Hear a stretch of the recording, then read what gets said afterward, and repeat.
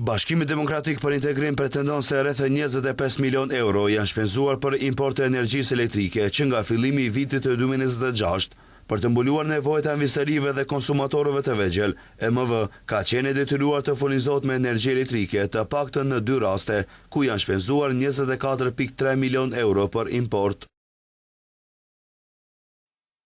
Në janar janë blerë 104.160 MWh me çmim prej 119.050 euro MWh ose gjithsej 12.447.120 euro. Në shkurt, 94.080 MWh me çmim prej 126.90 euro me MWh ose gjithsej 11.938.752 euro.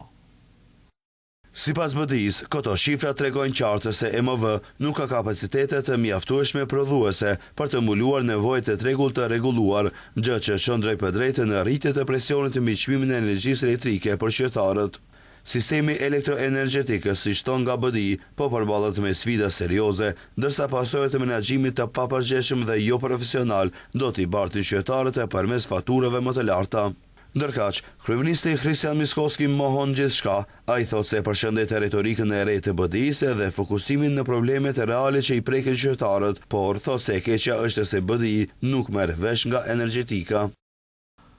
Dua ta përshëndes këtë sjellje të re nga ana e BDI-s sepse dolin nga ato politika retro që ishin politika të politikanëve të para disa dekadave.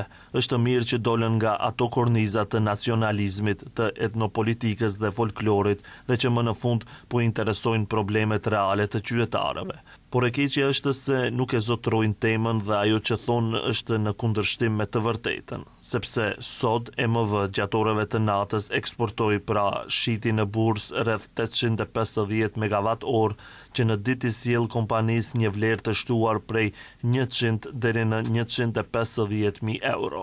Miskovski sqaron se ekzistojnë periudha të vitit kur importohet energji dhe periudha kur eksportohet.